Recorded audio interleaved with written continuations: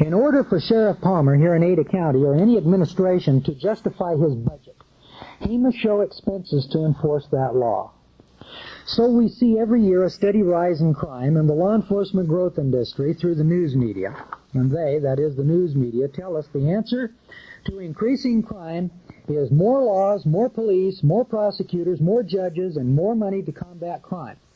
Now, I don't know where you're from, but if you're out there in Illinois or New York or someplace, I suspect that the solution to crime is more laws, more police, more prosecutors, more judges, and more money to combat crime, because I'm 43 years old, and every year for as long as I can remember, I have been told by law enforcement people over television and specials on the educational channels that the reason that crime keeps growing is because we need more laws, more police, more prosecutors, more judges, and more money to combat crime.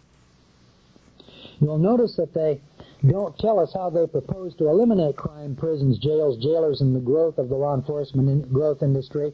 They tell us they need these things to combat crime. That's just to maintain the status quo. You see, that's just to keep the same standard of safety and protection that we've been giving you in the past. Well, more on this crime and victim and cost relationship later. Let's talk about the laws. So we pass more laws, don't we?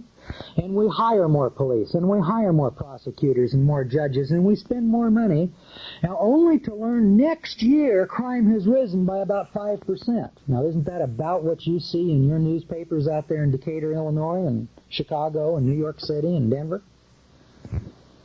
And what we need to combat this rise in crime is more money, more laws, more police, more prosecutors, and more judges.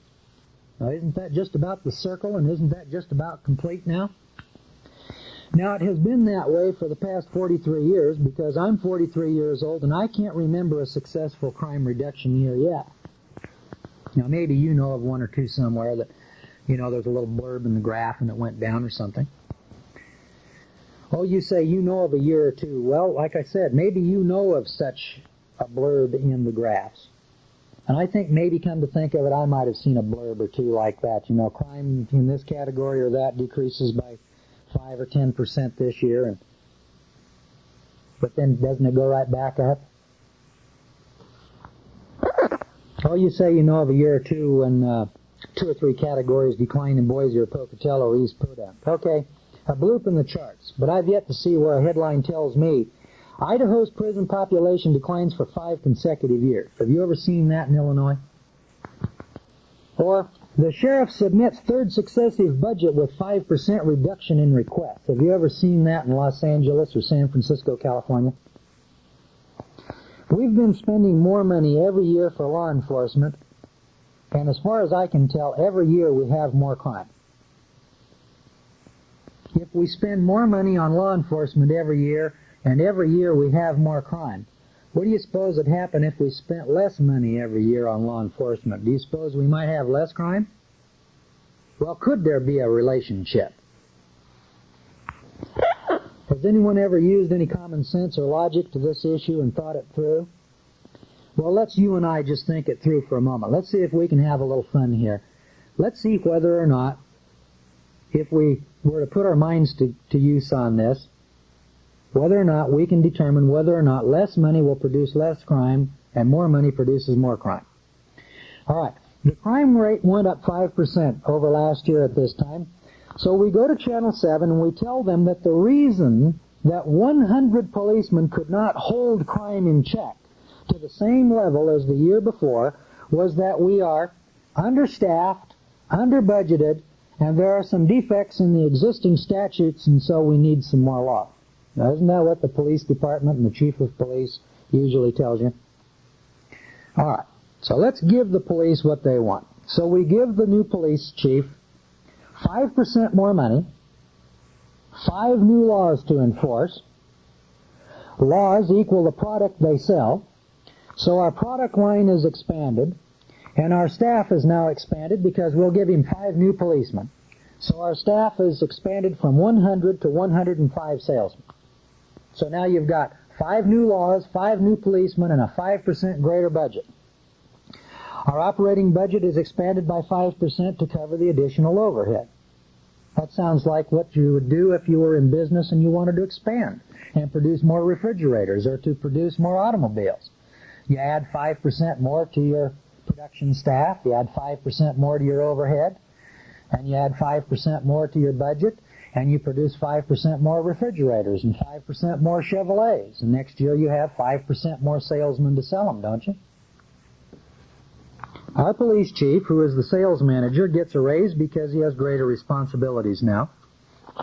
And now for the coming year, in order for us to justify our expanded budget, the size and the new products to the board of directors, which is our city council, and our corporate chief, the mayor, we go out into the streets and we ticket more violators, we arrest more drunks, we catch more rapists, robbers, and thieves, don't we?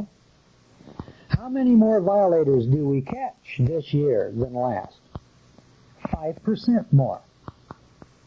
So now we go to Channel 7 and say, the reason that the crime rate went up 5% is because we're understaffed, under-budgeted, and we need some new laws to plug the loopholes. So to illustrate the seriousness of the problem, the chief of police will recount some of the more horrendous crimes of the past year in order to sell the chief's contention that we need a 5% increase in the staff, and a 5% increase in money, and a 5% increase in new laws. So just like any insurance salesman who goes out to sell insurance, he brings in some gruesome pictures of some house fire where 5 or 6 children were burned to death and says, do you hate your children? Don't you want to buy this insurance policy so that your family can be protected from the horrors of fire? And so your 5 children burn up and you get $1 million off the insurance policy, right? So now we have 110 policemen. And we have 10 new laws with which to enforce, and a 10% increase in our budget over 2 years ago. Now our product line is up 10 items over 2 years ago. We've made more of the citizens out there subjected to the 10 new laws. For one of our new salesman policemen to arrest and to incarcerate the customer criminal citizen and lodge him in the county jail. This increases the population of the jail and causes the sheriff to go to the county commissioners for greater funding to care for, house, feed, and guard the increasing load of criminals. So our sheriff then takes his case to Channel 2, and he increases his empire by 5% a year. A proportion of the new increase in sales by the police, arrests and jailings, bleeds over into felonies, and so these criminals must be housed in the state prison. The prison fills up with felons, and then the warden goes to the legislature and they increase his budget, his staff, and his salary accordingly. More laws, more police, more sales, more need for lawyers, more need for public defenders, more need for judges, and all of their support personnel. The cycle is complete, and now we need more lawyers from the law school to defend more and more criminals, who in turn become the legislators, who in turn pass new laws, which in turn expands the product line, which in turn raises sales, which equals crimes, which in turn expands the budget, which increases the sales staff, which equal police, which in turn increases sales, which in turn.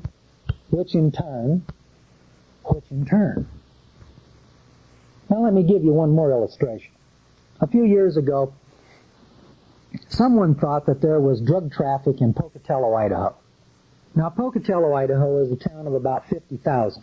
In California, they call those villages. In Idaho, that's a major metropolitan area. I think it's our second or third largest town. And so they gave, I don't know how many police, but 10 or 15 undercover narcotics agents $50,000.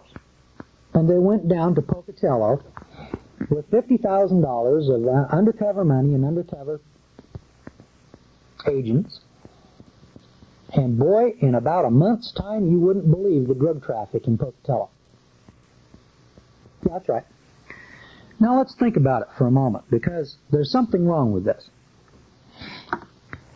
I don't know how much heroin there is on the streets of Pocatello today, but I'll guarantee you, you give me $50,000 and send me to Pocatello to start buying heroin, and I'll guarantee you that I'll get $50,000 worth of heroin in Pocatello, Idaho. because wherever the market demand is, there will be a product to fill that demand. And so, I don't know how much illicit drug traffic there is in Atlanta, Idaho. But you give me $50,000 and I will go to Atlanta, Idaho, and I will create heroin, marijuana, and cocaine on the main streets of Atlanta, Idaho. Because as soon as I walk in the bar and I pull out a wad of bills and start telling the locals up there that I'm in the market for something, those guys will be in their pickups and on an airplane out of Boise, Idaho to Los Angeles or Miami to buy whatever it is they need to come back to Atlanta and fill the need. So when we take tax dollars and we go out here and we hire undercover agents, could it possibly be that we're really creating crime that ordinarily wouldn't be there? Well, I think it's worth at least a consideration. Now, who is it that pays for all of this law and order? Well, it's the citizen and the taxpayer. It's the general public who is buying all of this law and order, and who's being sold a lot of nothing for something. So let's look at a real theft, because I'm going to tell you about a real crime here. So as I wrote this brief, a real thief was sitting at my table. When I was in the Ada County Jail, there was a real live, honest-to-goodness criminal actually sitting on the other side of the table from me, and I interviewed this fellow. So let's take a look at a real theft and a real criminal. Well, I interviewed this young fella, and I listened to his story, and I'm going to call him Joe. Joe was a college student here at Boise State University. He obviously wasn't overfunded. He was a very bright fellow, at least he struck me as being extremely intelligent and bright, and I engaged him in a conversation, and he told me that he was from California. What happened to cause you to be put into prison, I asked Joe. And he told me, I stole $350. So I had his confession. This guy Joe physically and openly stole 350 Federal Reserve notes from somebody. And he told me that rather matter-of-factly. Well, then I replied, well, so you're guilty of the crime and you deserve to be punished. Isn't that right? Yeah, he replied to me matter-of-factly, that's true. Tell me the story, Joe, because I'm extremely interested in your story. I want to tell others about you. Oh, okay, he said. I was in the BSU auditorium, and I was broke, and I didn't know how I was going to make ends meet and pay my rent. And I saw this lady's purse on a chair, and it was open. It had money in it, so I took the purse. Someone saw me take the purse. The police were called. They told the police who I was. The police came to my apartment and arrested me. And that's all there was to it. Since the law in Idaho makes $150 a grand larceny, I was convicted of grand larceny and sentenced to, get this, now sentenced to, an indeterminate 5 years. That means I can spend anywhere from 18 months to 5 years in prison. He told me that he had to spend a minimum of 18 months in prison, and he could spend 5 years in prison. Well, I asked, Joe, did you plead guilty to the charge? No. I pled not guilty.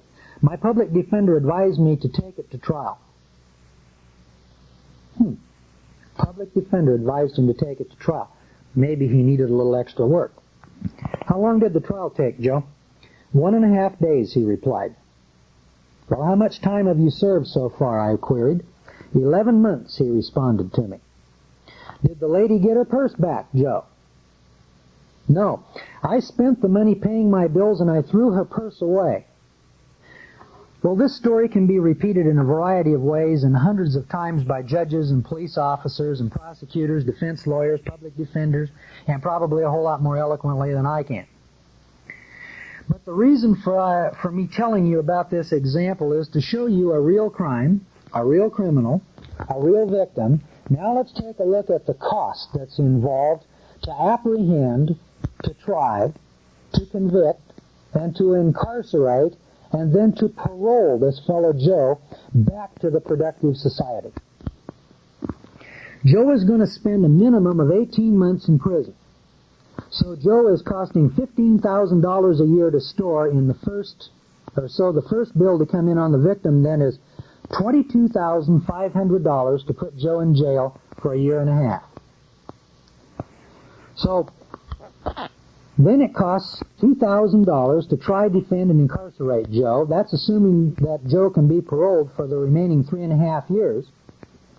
So let's think about it for a moment. So we went 1.5 days to trial. That cost $2,000 in round numbers. It cost $1,500 to try me for a traffic ticket. I'd say a day and a half over here in a district court with a 12-man jury would cost $500 more, bare minimum. So let's go with $2,000. Now, assuming that Joe can be paroled for the 3.5 years that are remaining, the prison gets $13.86 a day for every day that Joe is on parole. That totals another $27,771.50. Plus, the lady didn't get her $350 back, making a grand total cost for Joe's crime of about $50,000 plus dollars.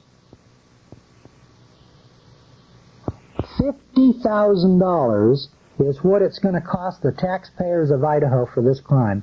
And that woman didn't even get her $350 back. Who is paying this bill, friend? It's the victim. That lady is paying this bill. She is paying the public for the law and order that that woman is demanding. The victim of this theft will pay $52,621.50. And she still isn't going to get her $350 back. You got that? $52,621.50. Now let's talk about Joe for a minute. What about him? He's out there in the penitentiary. He plays cards. He produces nothing. He consumes shoes. He consumes food. He consumes clothes. And providing employment for guards, because, you know, there wouldn't be any employment for the guards or the police and all of the others in the law enforcement growth industry if he wasn't there. See, if there was no Joe and all of these Joes, we would have 2,500 unemployed law enforcement personnel, wouldn't we? What would our lawyers do? Who would that public defender spend a day and a half defending if it weren't for a guy like Joe? Well, multiply this example by hundreds. Now, we've got about 900 people out here in our state penitentiary. I don't know how many you've got in Illinois and California, but in this little state of Idaho, 900. And we can readily see that billions of dollars wasted in the name of law and order. And the reason I'm going to use the word wasted in the name of law and order, this dummy only stole $350, friends. And we, that's you and I, because we're demanding law and order out here, are going to pay $52,621.50 to keep this guy in public custody for 5 years. Now, the lady who had her purse stolen would have been $52,271.50 richer if she had not reported the theft of her purse and Joe had never gone to jail. She should have gave him another $600 and said, "Hey, Joe, get the hell out of Idaho, would you? It'll save me $50,000. So the victim sentenced herself, in effect, to a fine of taxation of $52,271.50 for her demand for law and order.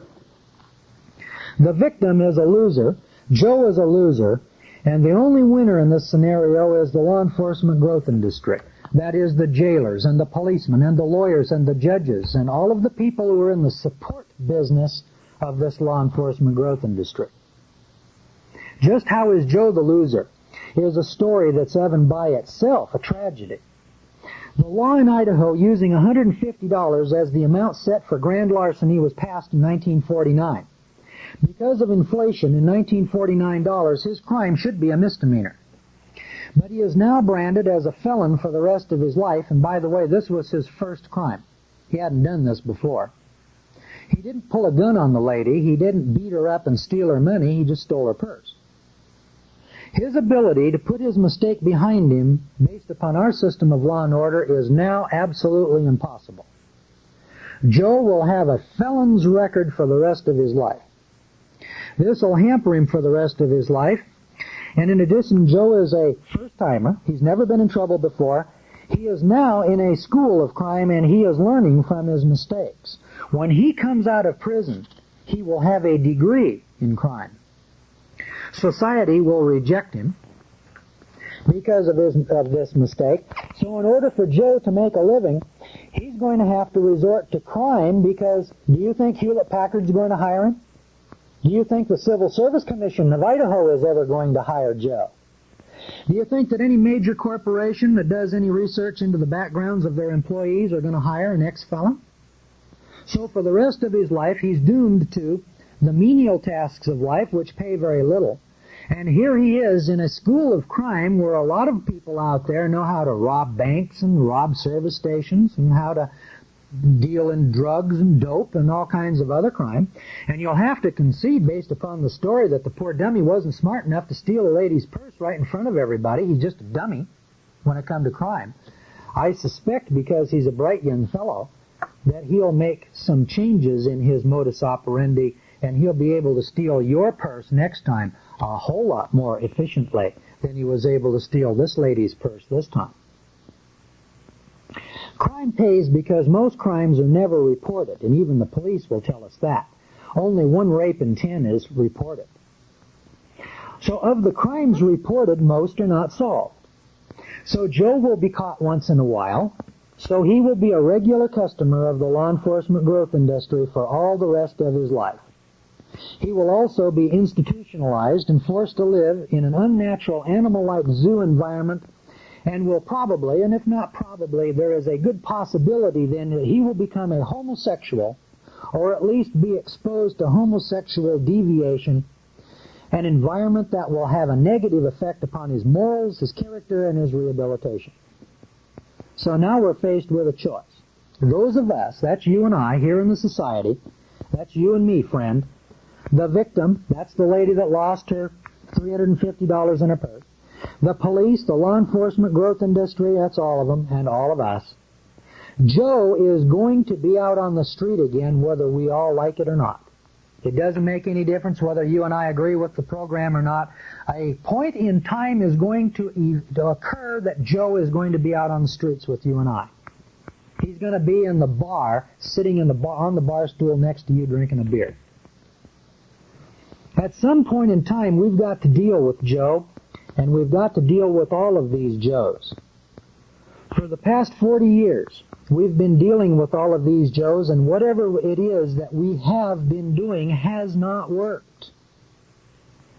We all admit that whatever it is that we have been doing has not worked. So it's about time to admit that whatever we've been doing has been a failure. And we need to try something new, something unique and different, something that's innovative. You know, even if whatever it is that we do is wrong, it can't be any worse than what we've been doing, can it? As the old saying goes, let's do something even if it's wrong. And I contend that even if we do something different, it can't be any wronger than what we're doing now, can it? And if it can be, why? I contend that whatever we do can't be worse than what we're doing now with the crime problem and the attempts to rehabilitate all of these Joes. Remember this, in Russia, they have less people incarcerated for crime than we do in the United States. There's only one country on earth, or two, I should say two, that's the Union of South Africa and the Soviet Union, who have more total people in prisons than we do. America is number 3. In the Soviet Union, we know that they lock up a lot of political prisoners. And in the Union of South Africa, the same thing. Now I've got to ask the question, in the land of the free and the home of the brave, why is it that we have, or why do we sit in the number 3 position with the total number of citizens locked up in our jails? I contend that we have created a police state right here in the United States, and because we're so close to it, I don't think we recognize it for what it is. A police state, no different than in Poland. We just have different names for our laws and our customs. And you say I'm out to lunch, or, you know, I've had people tell me this, Gordon, you're out to lunch.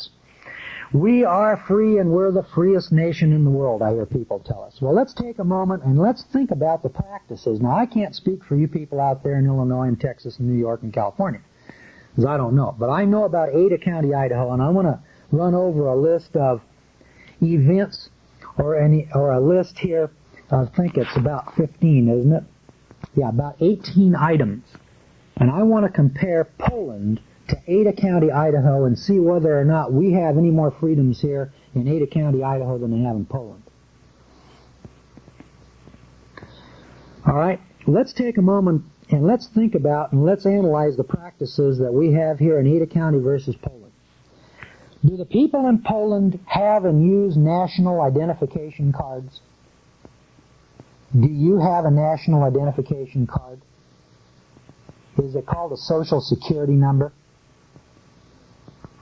Do those people in Poland drive without a license from their government and permission to drive? Do those people in Poland drive as a matter of right or as a matter of privilege? Do people in Poland work wherever they want to? Or are they compelled to work in places because of circumstances, not because somebody necessarily puts a gun at their head and says, you will work here, but do they pick and choose? Does a man just pick up and move to Texas or California? Okay, maybe we've got a plus there.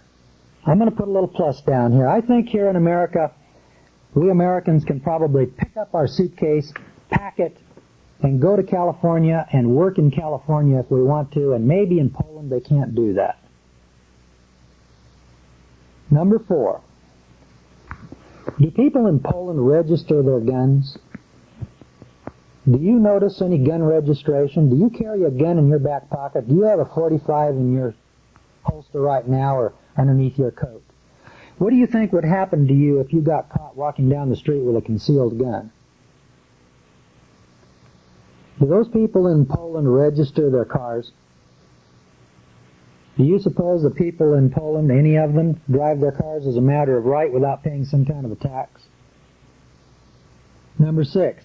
Do you think people in Poland build on their land without permits or without government approval?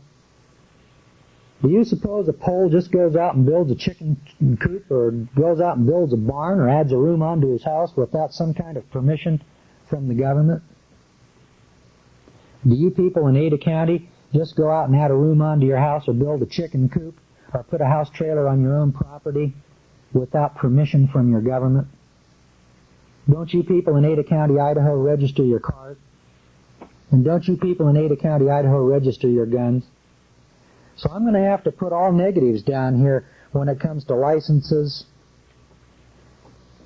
national identity cards, gun registration, car registration, building permits and zoning. Okay, so in the first 6 items, we have 1 plus. We Americans can probably work anywhere we want to, anytime. In other words, I'm convinced that that's a plus over Poland. I can leave Ada County and I can move to Mendocino County, California, and I can go to work there and do whatever I want. So we've got 1 plus and 5 minuses out of 6 questions. Well, let's take a look. Here's number 7. Do the people in Poland have compulsory insurance laws? Well, I really don't know. You know, I haven't been to Poland and I can't tell. But I know that you don't drive your car without compulsory insurance, and I don't think there's a state in the United States. Well, there might be 2 or 3. I shouldn't say not a one, but there aren't very many states in this country where you can drive your car without compulsory insurance. That is, your government compels you to buy the goods and services of a private mercantile interest. So if in Poland they don't have to, they would have a freedom in Poland that we don't have here in the United States. So I'm going to put a plus and a minus over here on number 7. Looks like maybe those Poles might have a freedom we don't have. That'd just about cancel out number 3, wouldn't it? Number 8. Do those people in Poland have to show their picture identification to their government officials? And what would happen if a policeman were to stop you? Don't you reach right into your pocket and pull out your driver's license with your picture identification so that you can identify yourself right away? Yeah, I think I'll have to put a minus on that one. Do those people in Poland face a policeman and take a balloon test without search warrants for alleged drunk driving? Do you suppose that in Poland, that if a policeman said, you will breathe into this balloon, or you will do this or that, he would do it? Well, I noticed that in Ada County, Idaho, you do, or they take you right straight to jail. So I'm going to give us a minus here. Number 10, can the Polish government take a portion of a worker's pay without trial or due process? I don't know if they do or not, but I suspect that they probably can. And I noticed that our IRS and that our State Tax Commission has the power to take money right out of your check, right out of your pay, right out of your property, and I don't think they need any due process. At least these $500 fines that the IRS has been imposing upon people in recent years certainly doesn't seem to require any due process now, does it? So I'll have to put a minus on number 11. Number 12. Do the Polish people have ports of entry that compel them to stop and clear and pay duties and be subject to searches on their highways? Well, I'm going to have to say that in Ada County we don't, but that's only because we don't have any ports of entry in Ada County, Idaho. But I noticed that right up the street in Canyon County and right down the street in Gooding County we have ports of entry, and while automobiles don't stop there, and while campers and recreational vehicles don't, I noticed that all the private truck drivers do. I noticed the people that are driving U-Haul trucks do, and Ryder trucks do. So I think on that one, not only do they have ports of entry, they also have roadblocks in Poland, and I saw those on the 6 o'clock news, and I know Dan Rather wouldn't lie, would he? So I'll say I don't know what they've got in Poland, but I know what they've got in Idaho. And I'll tell you this, that if you're driving certain classes of vehicles between here and Salt Lake City, if you fail to stop at those ports of entry, and they call them plainly port of entry. And I thought our Constitution here in the United States said something in Article 1, Section 9. I'm just going to digress here for a moment because I argued this once in court. Just thought I'd point this out. Article 1, Section 9 of our our federal Constitution.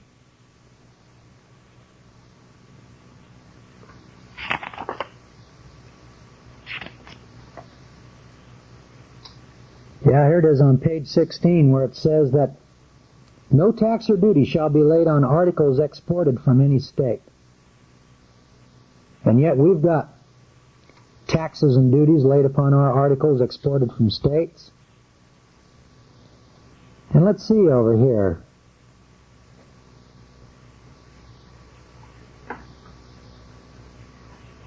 No preference shall be given by any regulation of commerce or revenue to ports of one state over those of another, nor shall vessels bound to or from any state, that's to or from any state, be obliged to enter, clear, or pay duties in another.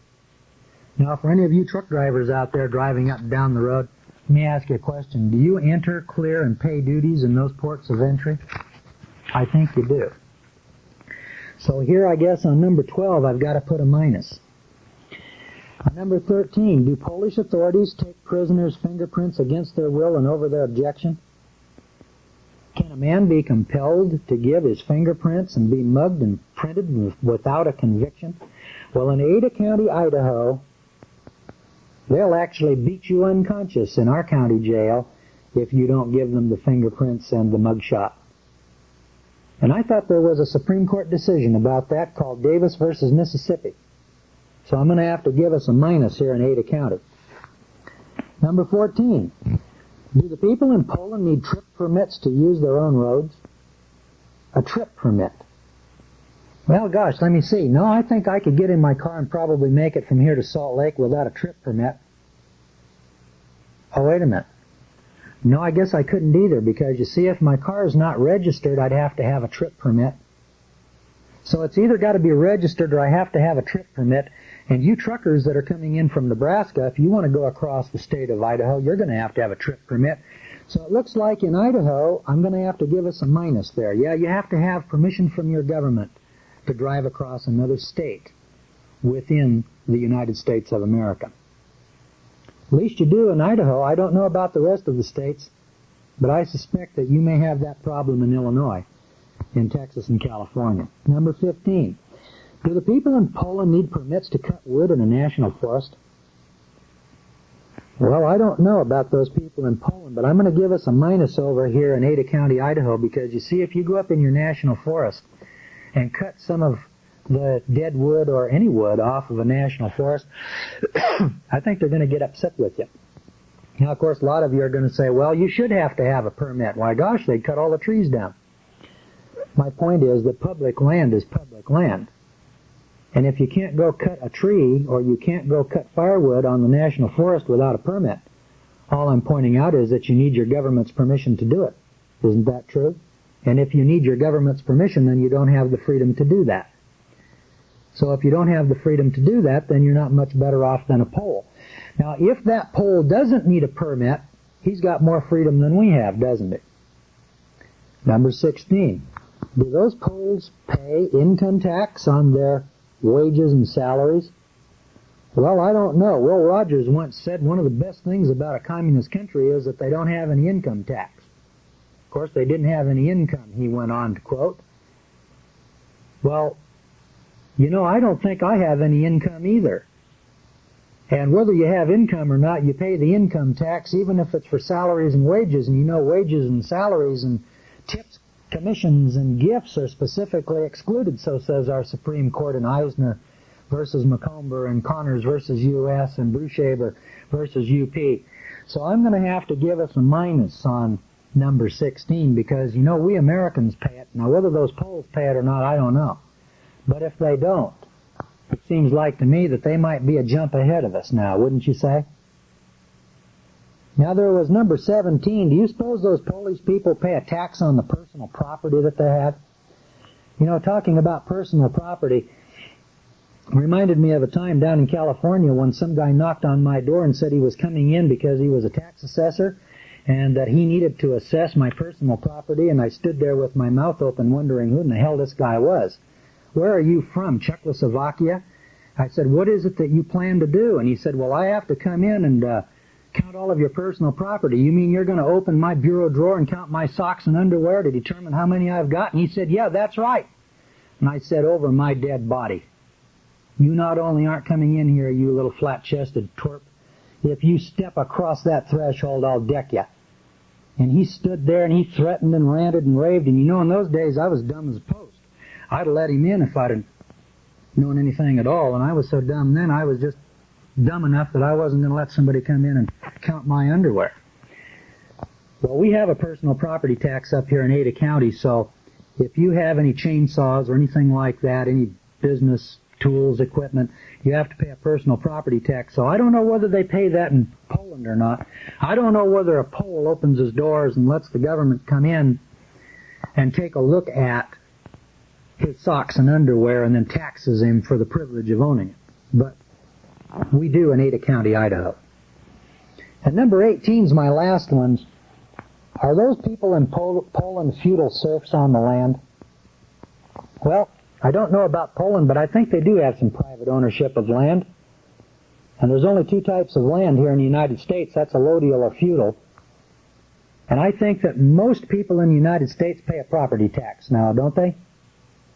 And my contention is that if you have property, if you cannot dispose of it in any way you want, then it's obvious that you don't own it. And it looks like to me here in Ada County, Idaho, if you don't pay that property tax on your home or on your property, they'll take it away from you and give it to someone else. And if you don't think that's true, then why don't you just try not paying it once? So, with these 18 questions, I find that there's one plus and one minus. And if the people in Poland have any one of these 18 freedoms that we don't have in Ada County, Idaho, then those people in Poland are freer than we are in the United States.